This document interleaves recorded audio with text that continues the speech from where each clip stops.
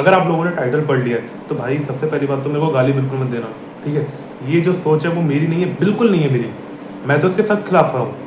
लेकिन ये जो थिंकिंग है, इस इन वर्ड्स के पीछे जो ये थिंकिंग है वो मेरे दोस्त की है। और आज का ये इंसिडेंट है बिल्कुल फ्रेश फ्रेश, मैं अभी आपको बता देता हूँ बिल्कुल शॉर्ट में। तो क्या होता है, आज मेरे पेपर खत्म होते हैं तो फिर मेरा मन करता है कि मैं घूमने जाऊँ बिल्कुल टेंशन फ्री होके। तो मैं अपने दोस्त को कॉल करता हूँ कि भाई आज तो टाइम पे आ जाइयो, आज के दिन बिल्कुल टालम टोली नहीं चलेगी। तो फिर मैं जाता हूँ, लेकिन मैं थोड़ा सा लेट हो जाता हूँ क्योंकि मैं सो गया था। और भाई क्या नींद आती है भाई साहब, एग्जाम खत्म होने के बाद क्या नींद आती है, मजा आ गया। तो फिर वो बंदा चले जाता है, और वो बंदा स्कूटी पे था, उसने मेरे को बिल्कुल नहीं बताया था कि वो स्कूटी से आ रहा है। अगर आता तो फिर भाई साहब मैं उसको रोक लेता, लेकिन तब भी चलो मैं दौड़ के गया। तो मैं दौड़ के 2 किलोमीटर लगभग मैं कॉलेज के पास तक गया। हाँ, जहाँ पे हम लोग मिलने वाले थे वो एक कॉलेज का इलाका है क्योंकि कैफ़े वगैरह है वहाँ पे, तो हम लोग वहाँ पे मिलने वाले थे। तो वो बंदा मेरे ही एक और दोस्त है जो मेरे को जिम में मिला था, और फिर उसकी उससे दोस्ती हो गई और अब वो दोनों ज़्यादातर घूमते रहते हैं एक दूसरे के साथ में। मतलब मेरी वजह से वो लोग मिले थे, अब उन दोनों के बीच में ज़्यादा क्लोज बॉन्डिंग हो चुकी है, मेरे से छोड़ के। लेकिन चलो सबको साइड में रखते हैं। तो फिर वो लोग वहाँ पे थे, वो बंदा वहाँ पे जो मेरा दोस्त था जिम वाला, वो वहाँ पे वो ले रहा था, पेप्सी की बोतल ले रहा था 50 रुपये की, और लगभग 1 लीटर की थी, प्लस 250 ml एक्स्ट्रा अलग से। तो फिर वो सोच रहे थे कि भाई साहब पहाड़ी पे जाके पियेंगे, क्योंकि हमारे जो वहाँ पे कॉलेज है उसके वहाँ पे बहुत सारी पहाड़ियाँ हैं।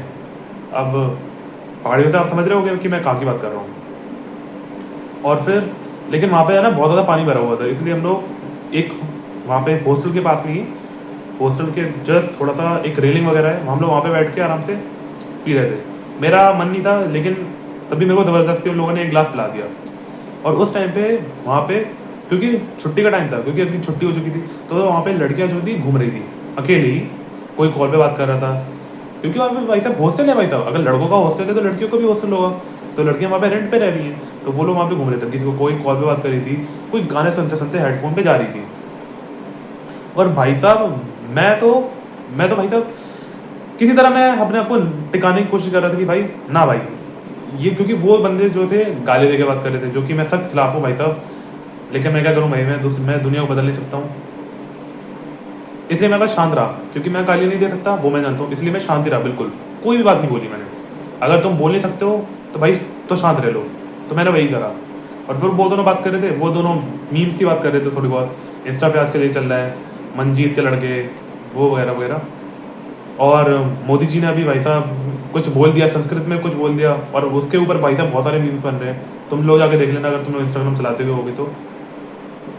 उस टाइम पे फिर है ना लड़के जब जा रही थी हमारे यहाँ से, तो भाई साहब वो लोग देख रहे थे कि भाई साहब आगे से कैसी लग रही है, आगे से तो यार ये मस्त है यार, पीछे से भी मस्त है यार। तुम जानते हो भाई साहब लड़कों की वही हालत आदत क्या होती है, लड़कियों को रेट करना, आगे से पीछे से यही होता ना, और चेहरे से रेट करना। और फिर वो लोग दोनों लड़कियों की बॉडी को ऑब्जेक्टिफाई करने लगे कि भाई ये इसके इतने हैं, इसके इतने हैं। भाई तुम समझ रहे हो ना, मैं नहीं बोल सकता, मेरे को वो बोलने में भी भाई साहब मेरे को घिन आती है। शिट भाई, बहुत ज़्यादा मेरे को सोच सोच के गुस्सा आती है मेरे को। लेकिन तब भी वो लोग बात कर रहे थे। फिर उसके बाद जाते हैं हम लोग, वो बंदा अपने घर पे निकल जाता है, जिम वाला अपने घर पे निकल जाता है, और फिर मैं अपने दोस्त के साथ में बैठ के, जिसको मैंने कॉल लगाया था, उसके साथ में मैं बैठ के स्कूटी पे अपने घर की तरफ जाने लग जाता हूँ। उस टाइम पे वो बंदा मेरे को बता रहा था कि भाई मैं, क्योंकि मेरे को अच्छा नहीं लग रहा था ना, इसलिए मैंने बस जस्ट सवाल कर लिया कि भाई तुम लोग ऐसा क्यों करते हो, और तुम लोग क्यों, इनडायरेक्टली मैंने लड़कों को बोले ये लड़के ऐसा करते क्यों हैं। तो भाई उसने बोला था भाई तू अभी समझेगा नहीं, क्योंकि तू कभी रिलेशनशिप में नहीं आया है, तूने आज, क्योंकि तू हमेशा सिंगल रहा है इसलिए तेरे को कुछ नहीं पता है। मैं जो हूँ, मैं 50-60 रिलेशनशिप में रह चुका हूँ, ठीक है, कम से कम उसने बोला था 50-60 रिलेशनशिप में रह चुका है, इसलिए मेरे को पता है भाई साहब कि गर्ल्स कैसी होती है। गर्ल्स को जो है मेरे को जितना एक्सपीरियंस हो चुका है, मैं उस बंदे के शब्द बोल रहा हूँ, मेरे को जितना एक्सपीरियंस हुआ है भाई अभी तक, उतना मेरे को लगता है कि भाई गर्ल्स जो है उनका इस्तेमाल करना चाहिए उनको, क्योंकि तुम्हें नहीं पता कब कौन पलट जाए, इसलिए उनका यूज़ करो और फिर भाई साहब फेंक दो। एक गई, दूसरी आई, दूसरी गई, तीसरी आई। और अगर तुम्हें कभी सच्चा प्यार होता है तो भाई साहब तुम ना मर दो। ये उस बंदे के शब्द थे उस टाइम पे, सच बता रहा हूँ। जब उसने बोला ना यूज एंड थ्रो, इतनी गुस्सा आ रही थी, लेकिन क्या करूँ भाई, बोल नहीं सकता ना, क्योंकि मैं इन लोगों के बीच में रह के ये देखना चाहता हूँ इन लोगों का आखिर माइंडसेट कैसा है। मैं कुछ नहीं बोलूँगा कभी भी इस टॉपिक के ऊपर, मैं कभी कोई कमेंट्री बाजी नहीं करूँगा, लेकिन मैं सुनूंगा ज़रूर, क्योंकि मेरे को इन लोगों की सोच जाननी है, आखिर ये लोग सोचते क्या क्या है। और सिर्फ इन दोनों की नहीं, मेरे को बाकी लोगों की भी सोच जानी है। इसलिए मैं भाई साहब सोशल इंटरेक्शन को ज़्यादा मायने देता हूँ। हालांकि मैं अभी नहीं कर रहा हूँ सोशल इंटरेक्शन, लेकिन अब मेरे एग्जाम खत्म चुके हैं, आई एम फ्री, तो मैं कंटेंट क्रिएशन करूँगा, मैं लोगों से आगे बातें करूँगा, बिल्कुल, क्योंकि because I am free, nothing's worrying मी।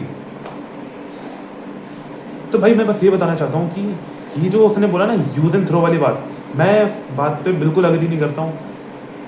और अगर तुम लोग अग्री करते हो भाई, तुम लोगों से बड़ा गधा इस दुनिया में कोई नहीं है, कोई नहीं है तुम लोगों से बड़ा गधा। तुम लोगों ने क्या समझ के रखा है भाई साहब, तुम लोगों ने लड़कियों को ऑब्जेक्ट समझ के रखा है। भाई इस पॉर्न इंडस्ट्री ने ना, पॉर्न ने भाई साहब पूरी दुनिया बर्बाद कर दी है, पूरी की पूरी दुनिया बर्बाद कर दी है। अगर ये बैन हुआ ना, मैं बोल रहा हूँ भाई साहब, लड़के जो है सड़क पे आके हंगामा करेंगे, पूरी गवर्नमेंट की इसी तैसी कर देंगे कि भाई कैसे करा तुमने, एक हमारी प्लेजर की चीज़ थी और तुमने उसको भी छीन लिया। अगर मैं होता भाई साहब, मैं तो सच में बैन करवा देता। हाँ भले ही मैं जानता हूँ मेरे को भी तड़प होती, मैं भी ग्रस्त हूँ भाई, मैं भी मानता हूँ, मैं 100% ग्रस्त हूँ, मेरे को भी एडिक्शन है, बहुत ही गंदी वाली, वो भी पिछले 5-6 सालों से। मैं बोलूँगा जब मैं 6th क्लास में आया था तब से मैं इस चीज़ से इंट्रोड्यूस हो चुका था, मेरे को भी ग्रस्त है। लेकिन अंदर से भाई साहब वो रेजिस्ट करने वाली फीलिंग आती है मेरे को हमेशा। मैं सेल्फ अवेयर हूँ भाई, मेरे को पता है कि भाई इसके क्या नुकसान है, मैं उस लेवल तक जा चुका हूँ। मेरे को बड़ी गुस्सा आती है कि भाई साहब मैं लड़कियों को ऑब्जेक्टिफाई क्यों कर रहा हूँ, मैं लड़कियों से डरता क्यों, वो भी तो इंसान है। और थैंक्स टू चैट टैग की भाई साहब, उसने मेरा माइंड खोला है भाई। अगर मैंने उसकी वीडियो नहीं देखी होती, अगर मेरे को चैट टैग कभी मिलते नहीं, तो भाई साहब मेरे को पता ही नहीं चलता कि मैं इस दलदल में जी रहा हूँ। उन्होंने मेरा दिमाग खोला है, इसलिए आयुष भाई को भाई साहब सबसे बड़ा थैंक यू भाई, धन्यवाद आयुष भाई।